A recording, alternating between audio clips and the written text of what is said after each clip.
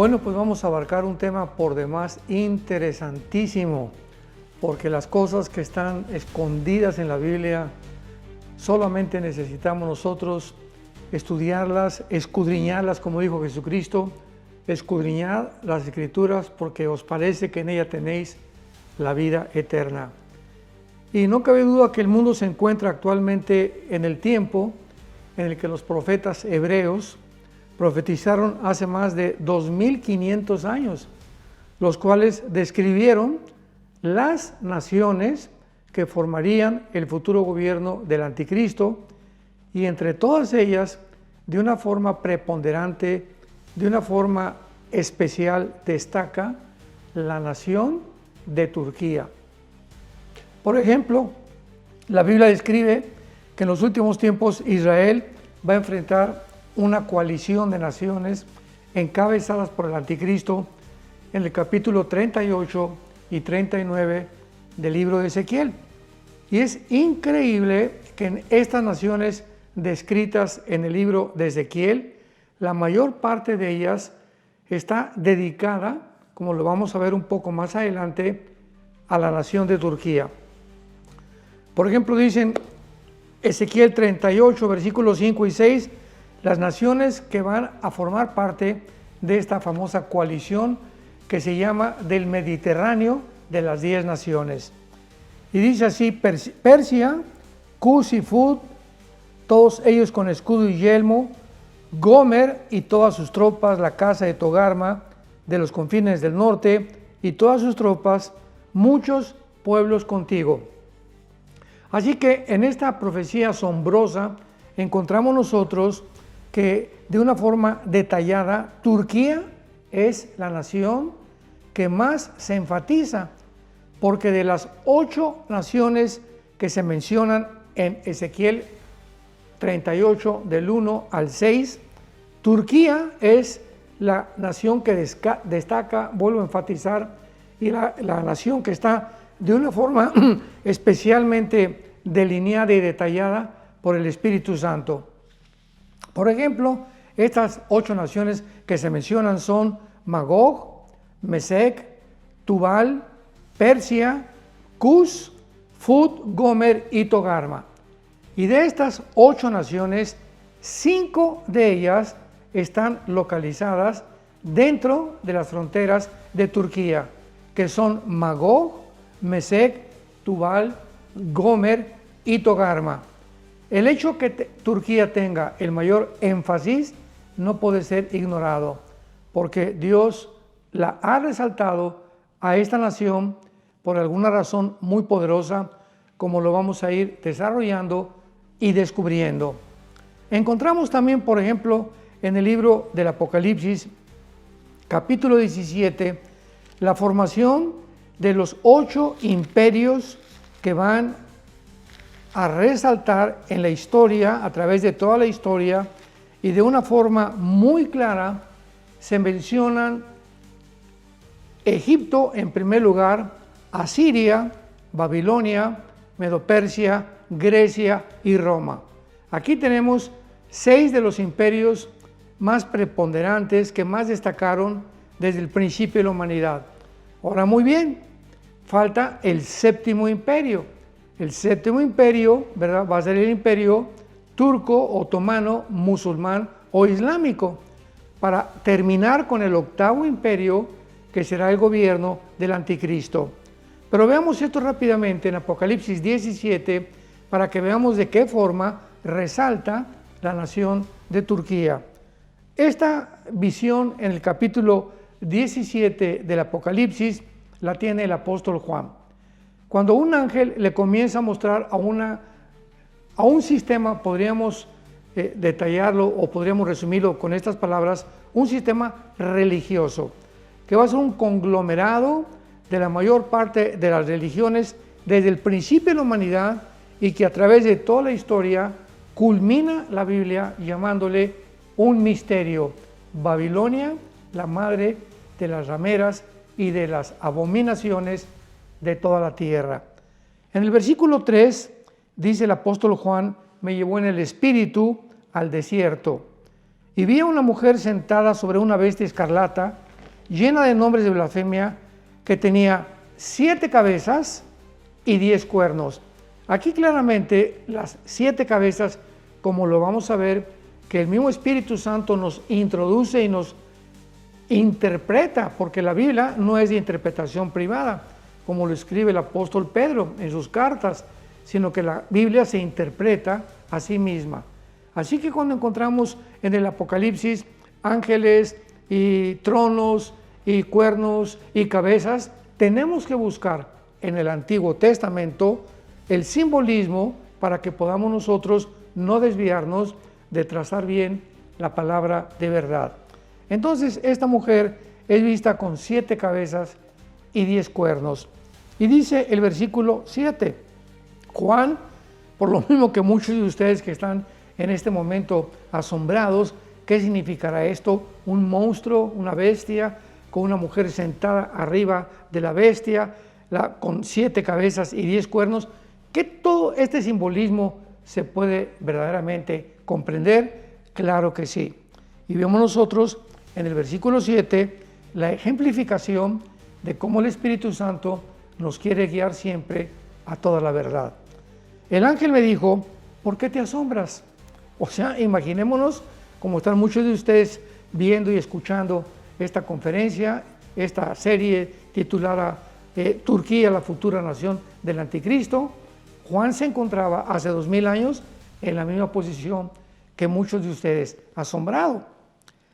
Yo te diré, le dice el ángel, ¿por qué te asombras? Yo te diré el misterio de la mujer. Veamos nosotros que es el ángel el que le va a continuación explicar qué es lo que significa esta mujer o esta bestia con las 7 cabezas y con los 10 cuernos. Te diré el misterio de la mujer y la bestia que la trae, la cual tiene las 7 cabezas y los 10 cuernos.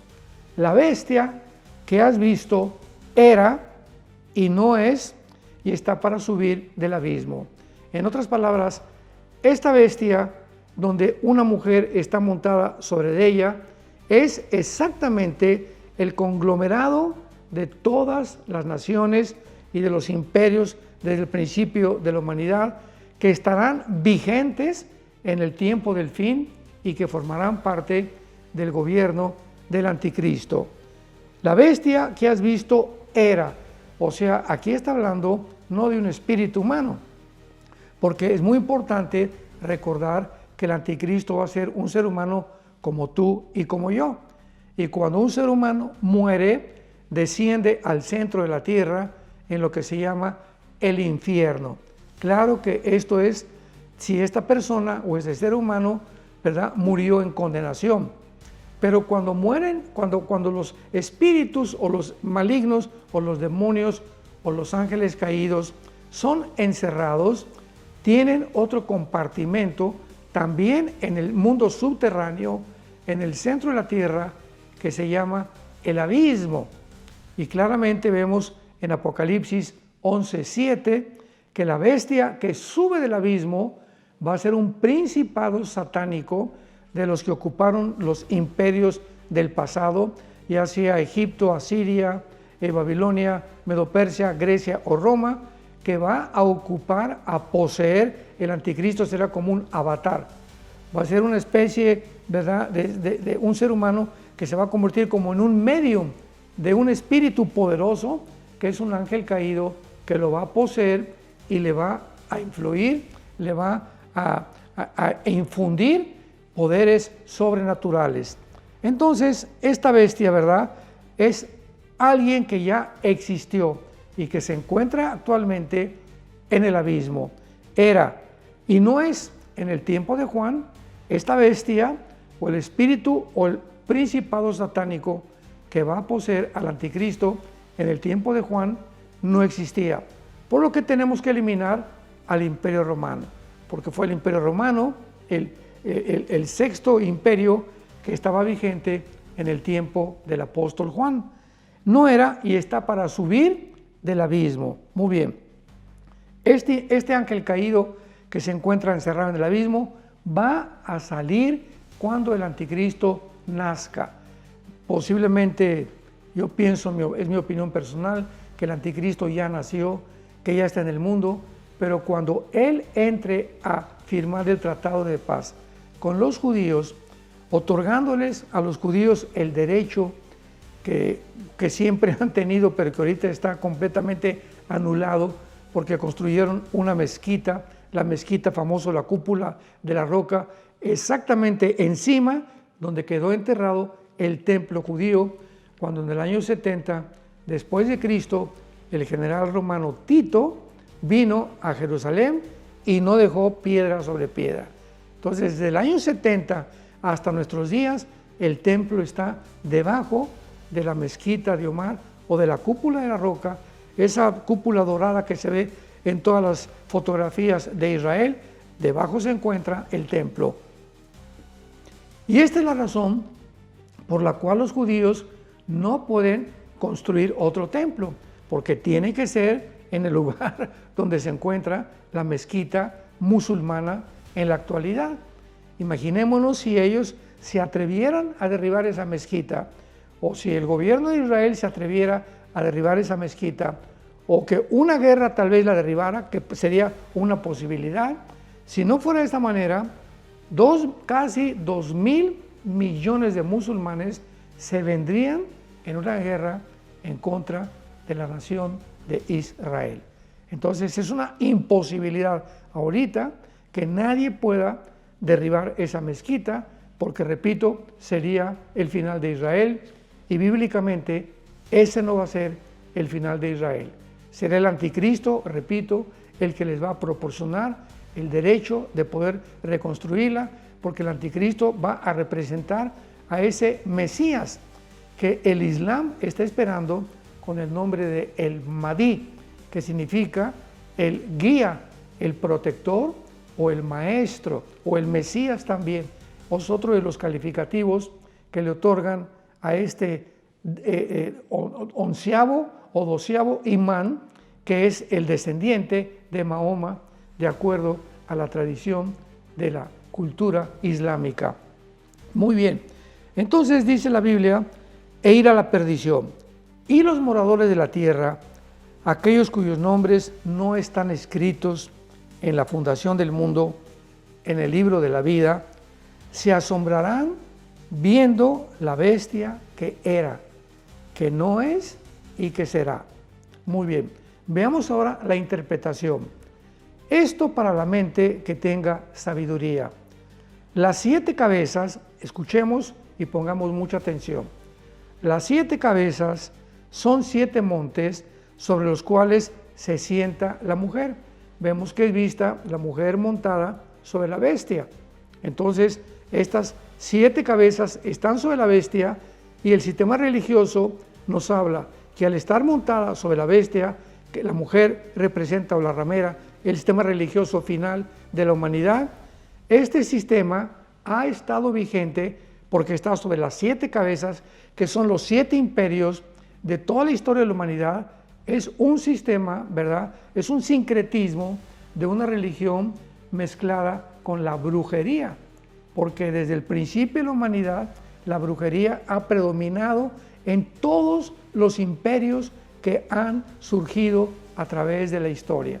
Entonces, la brujería, ¿verdad?, que es una de las cultos, ¿verdad?, y una de las cosas que pertenecen al mundo de las tinieblas, ha estado muy ligada con los faraones de Egipto, con los asirios, con el rey Nabucodonosor, recordamos, en Babilonia, con los persas, con los medos, con los griegos y con los romanos también. O sea, vemos nosotros de qué forma se ha infiltrado de una forma muy misteriosa en la mayor parte de las religiones la brujería, junto con la religión y la política. Así que tenemos una fórmula perfecta, que es brujería, política y algo que tenemos nosotros que abrir los ojos para poder entenderlo. Cuando vemos la religión, la política y la brujería, 3 ingredientes, tenemos una olla express a punto de explotar. Así que esto es muy común, es un común denominador a través de toda la historia, para que lo recordemos siempre con mucho cuidado. Entonces las 7 cabezas son 7 montes. ¿De qué 7 montes está hablando? son 7 gobernantes. Ahora ya comenzamos a tener un poco más de claridad.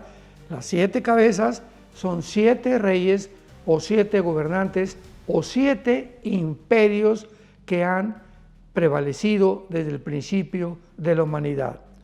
5 de ellos han caído, veamos, 5 de ellos han caído, que es Egipto, Asiria, Babilonia, Medo-Persia y Grecia. En tiempos de Juan, estos 5 ya habían desaparecido. Pero veamos lo que dice. Uno es, ¿cuál es ese que en el tiempo de Juan existía? El Imperio Romano, que fue el que siguió al Imperio Griego. Entonces, estamos actualmente estancados, podríamos decir, en el Imperio Romano, porque el Imperio Romano a nuestros días todavía no surge el séptimo imperio que dice a continuación. Y el otro aún no ha venido, que es el séptimo imperio. Y cuando venga, es necesario que dure breve tiempo. Ahora, muy bien, ¿qué relación tiene este séptimo imperio con nuestro tema de Turquía? Bueno, vamos a hacer rápidamente un poco de historia. El Imperio Romano se dividió en el occidente y en el oriente. En la parte occidental, el Imperio Romano duró como 413 años aproximadamente de la parte occidental, con su capital, la ciudad de Roma.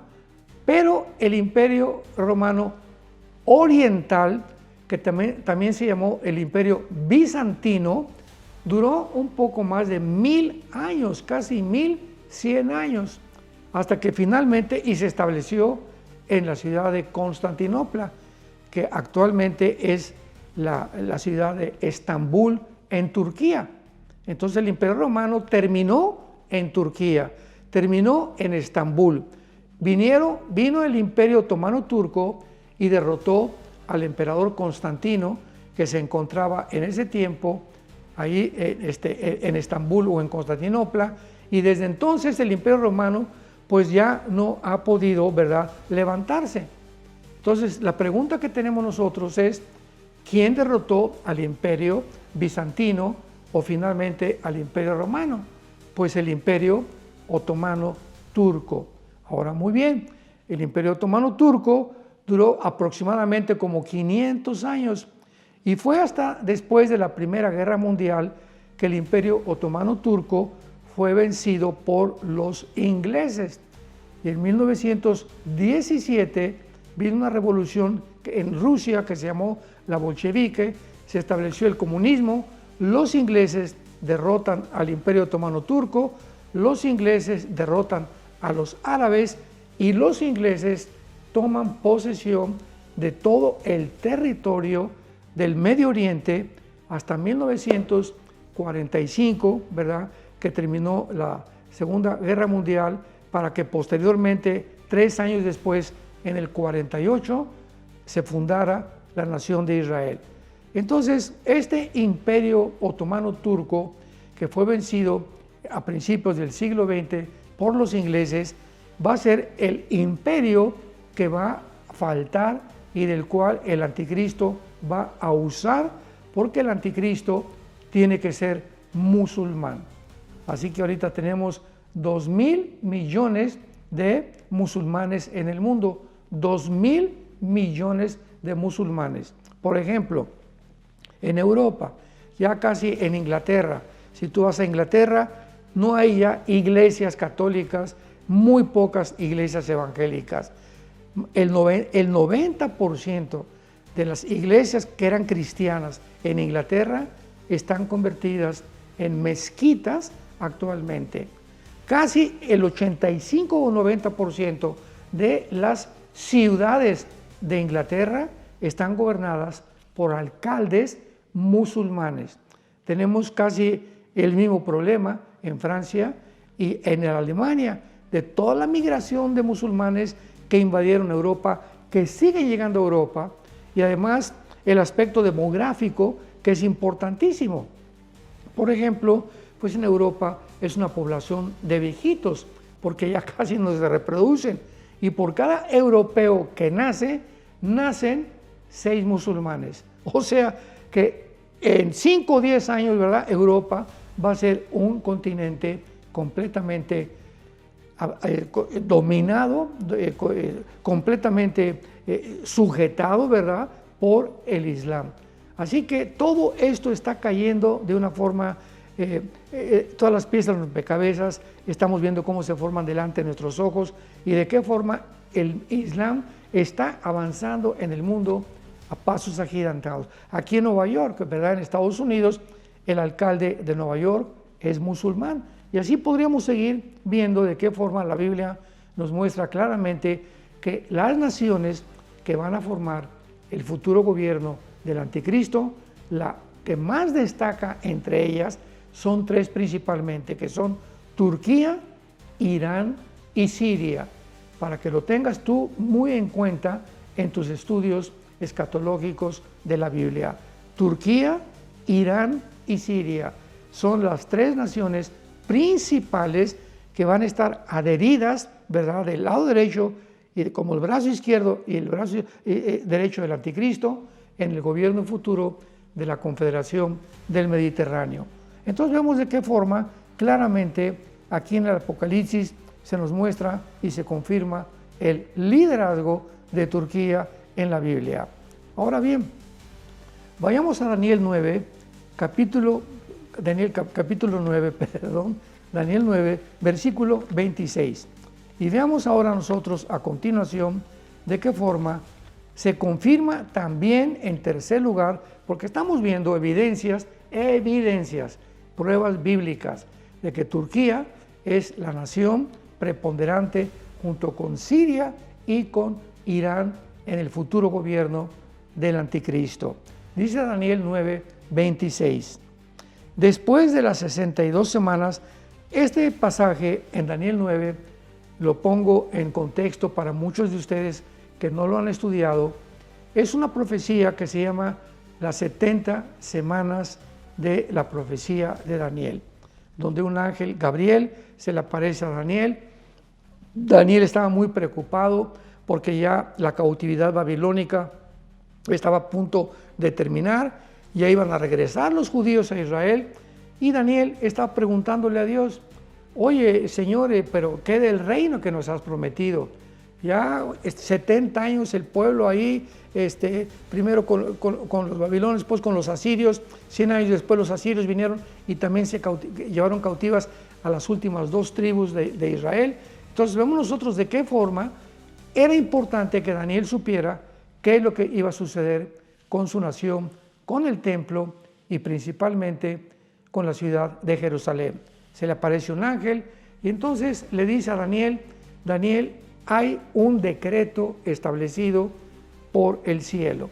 Dios les ha dado a ustedes, los judíos, en relación al templo y a Jerusalén, escuchemos bien, al templo y al Jerusalén. Esta no es profecía, no es para la iglesia, no es para nosotros, es la profecía para el pueblo de Israel.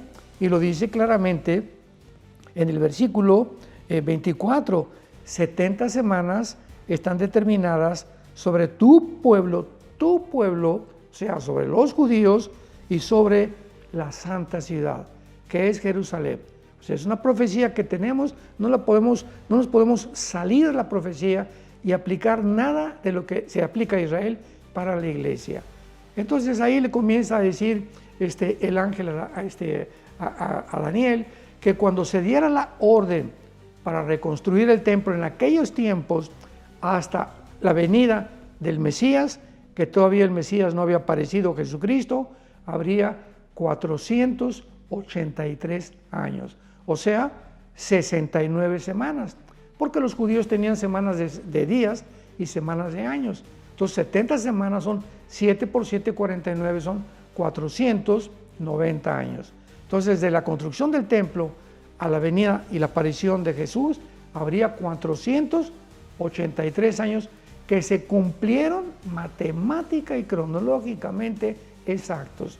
Es una de las profecías bíblicas matemáticamente más evidenciables, demostrando realmente la inspiración de la Biblia, que solo Dios lo pudo haber hecho. ¿Cuándo se dio la orden de reconstruir el templo en el año 444 antes de Jesucristo, en el libro de Nehemías, capítulo 2, por el rey Ciro Artajerjes de Persia.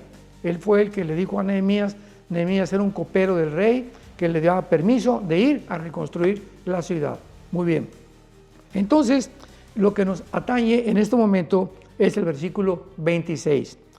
Y después de las 62 semanas se quitará la vida al Mesías, mas no por sí.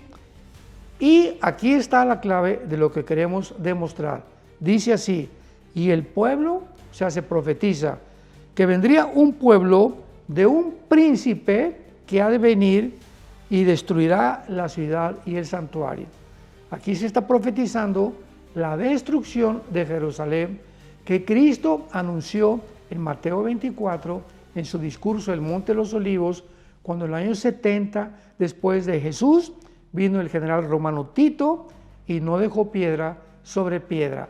Pero aquí se menciona, ¿verdad?, que vendría un príncipe que ha de venir, destruiría la ciudad y el santuario.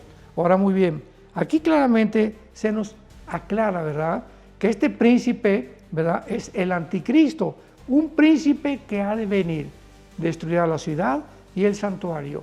Ahora, muy bien, muchos dicen, bueno, pues fue el pueblo romano, entonces el anticristo tiene que salir de Roma, porque es el imperio romano el que destruyó la ciudad de Jerusalén. Sin embargo, hay una cosa que muchas personas no han estudiado claramente, porque cuando nosotros vemos esto de una forma más detallada, descubrimos, ¿verdad?, que el trono de Satanás que se encuentra en Turquía, que lo vamos a ver más adelante, las legiones romanas estaban formadas por moros, por sirios, por árabes y por turcos también, y se encontraban las legiones romanas reclutadas en la ciudad de Antioquía, que era la ciudad más famosa y más grande en aquellos tiempos, y ahí las legiones romanas, la legión romana que atacó Jerusalén en el año 70 después de Jesucristo fue la 10ª legión romana, que tenía el título de Frentetis, con F de Francisco, Frentetis, la 10ª legión romana compuesta por sirios, musulmanes y árabes.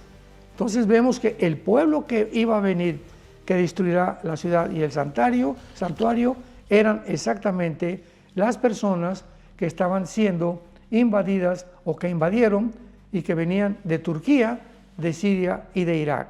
Así que claramente el capítulo 9, versículo 26 de Daniel nos corrobora claramente, ¿verdad?, que Turquía va a estar involucrada en la coalición final que ya mencionamos en Ezequiel 38 en contra de la nación de Israel en el tiempo del fin. Ahora, muy bien, veamos nosotros en Daniel 11:40 de qué forma se confirma también, en cuarto lugar, el liderazgo de Turquía. Dice Daniel 11:40, pero al cabo del tiempo, el rey del sur, que es Egipto, contenderá con él, y el rey del norte, que es Siria. Todo el capítulo 11 de Daniel es el conflicto entre el rey del norte, que es Siria, y el rey del sur, que es Egipto. Un conflicto, ¿verdad?, que va a continuar hasta el tiempo del fin. Entonces dice así: se levantará contra él como una tempestad, con carros y gente de a caballo. En este capítulo, el anticristo es prefigurado por un hombre de la división de Seleucia, que es la división cuando se muere Alejandro el Magno. Se divide el imperio griego en 4 divisiones. Se divide en Egipto, en Turquía, en Siria y en Macedonia.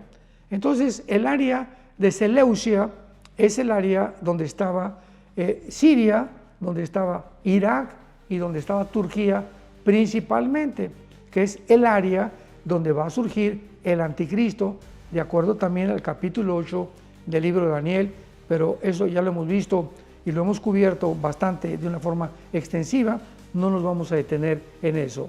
Pero vemos nosotros entonces que el rey del norte, ¿verdad?, es prefigurado hasta el versículo 35 del capítulo 11 por Antíoco Epífanes.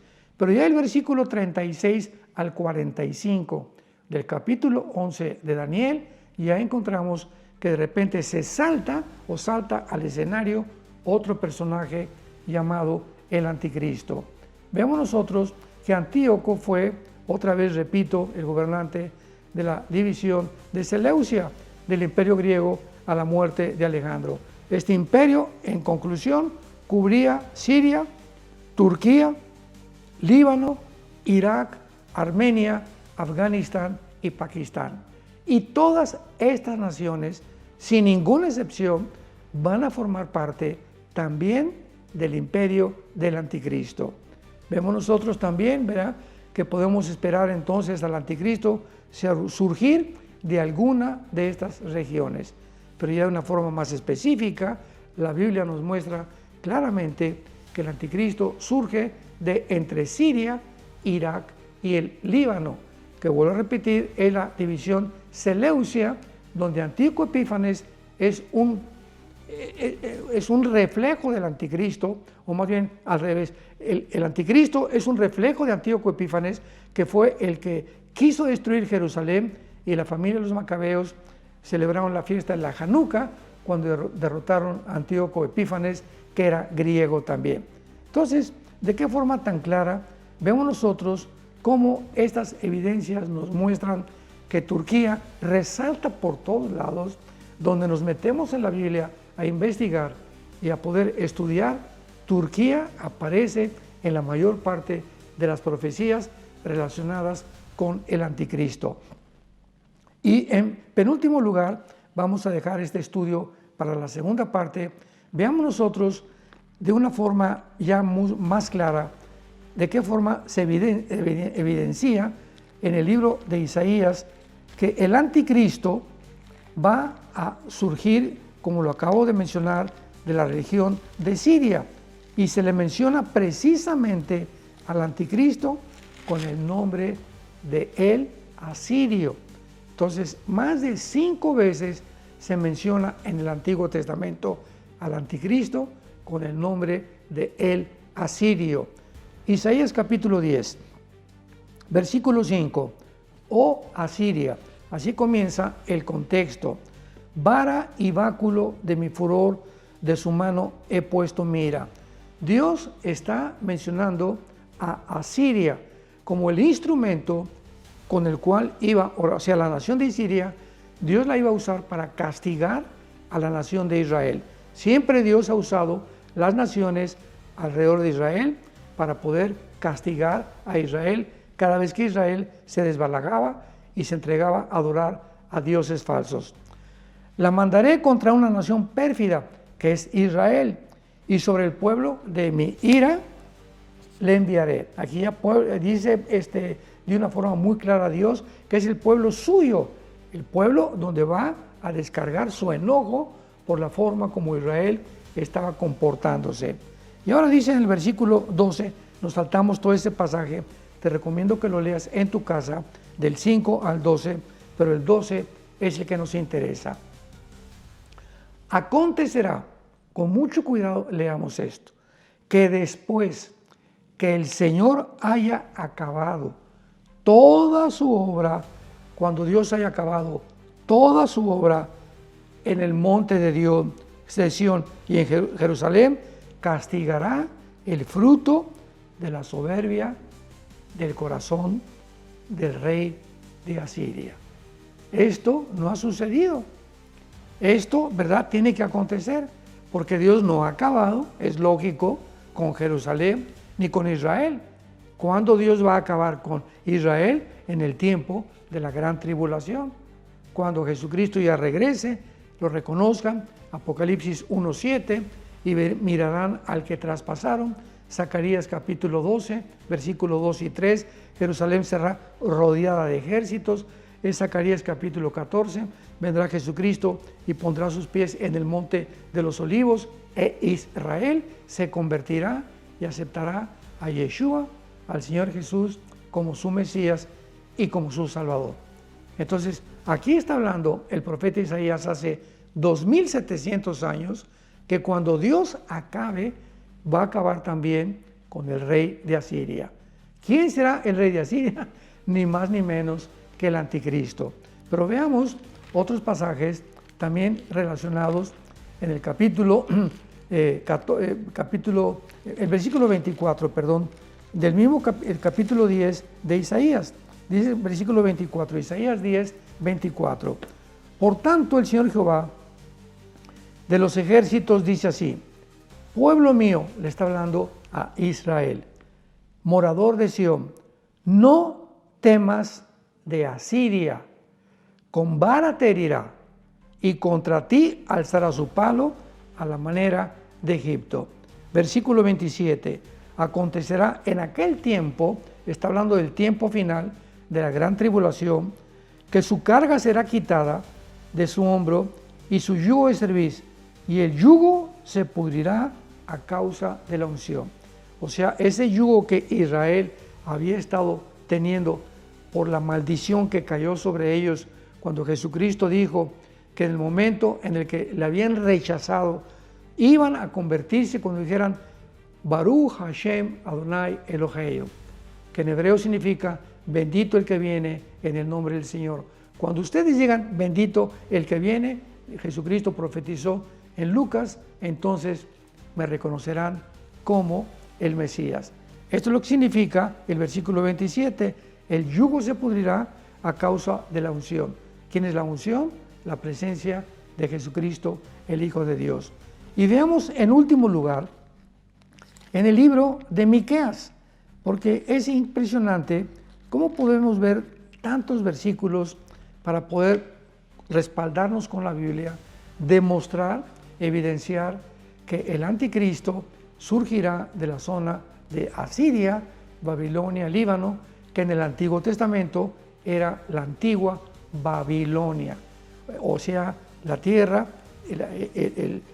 la tierra entre dos ríos es lo que significa todo lo que era Mesopotamia. La palabra Mesopotamia significa la tierra entre dos ríos, que son el Tigris y el Éufrates. De esa zona y ese territorio geográfico surgirá la persona del anticristo. Miqueas capítulo 5, versículo 5 y versículo 6. Y este será nuestra paz.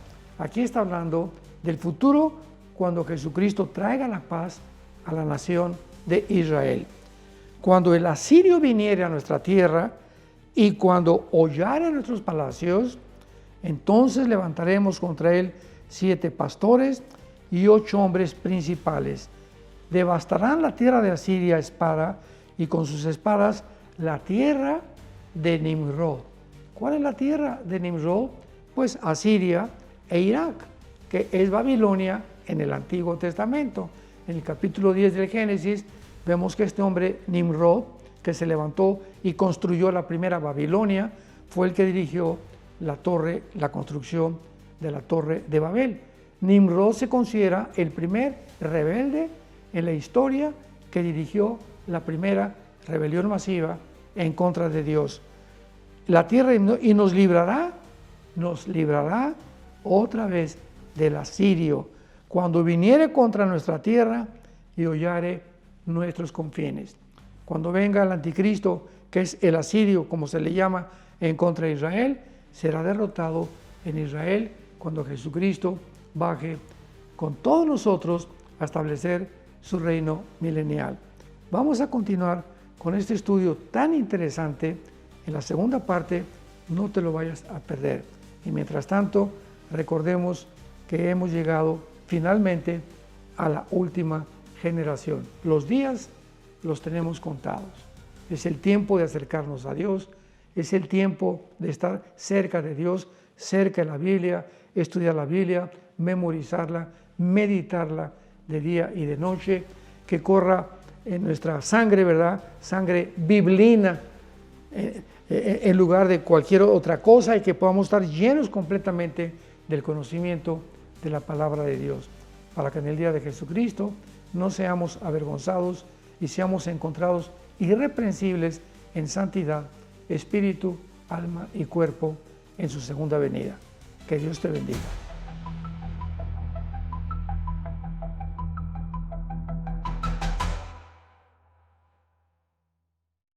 Hola, ¿qué tal? Me da mucho gusto saludarles y quisiera simplemente comunicarles que gracias a todos ustedes a través de todas las naciones del mundo que aman la palabra de Dios y que realmente están interesados en que nosotros como organización Vida Nueva para el Mundo y Armando Alducin Ministries continuemos predicando el Evangelio de la Gracia de Jesucristo y que podamos nosotros continuar haciéndolo gracias a sus donaciones. Este año cumplimos 46 años de ministerio, 46 años donde hemos predicado, hemos enseñado, hemos tenido seminarios y de diferentes formas de estudios bíblicos alrededor del mundo y hemos pensado y considerado de una forma fiel el Evangelio de la sana doctrina de Jesucristo. Nosotros, con todas estas donaciones, tenemos que sostener pastores, misioneros, obras, equipos de televisión, y aún continuamos buscando la manera de poder elevar este ministerio. Hasta este momento quiero que ustedes estén enterados que no tenemos una sola propiedad como organización y así hemos trabajado durante 46 años porque le damos la importancia a la evangelización, a las misiones y también a los hombres de Dios para levantar más pastores. Le damos las gracias y que pueda Dios con su gracia tocar sus corazones y que puedan ustedes invertir en un terreno donde es fructífero, porque creemos que ha producido bastante buen fruto para la gloria de Dios. Gracias, muchas gracias por sus aportaciones y por las donaciones que sabemos ustedes continuarán haciendo para que podamos continuar siendo fieles en la predicación del Evangelio de la gracia de Dios. Que Dios les bendiga.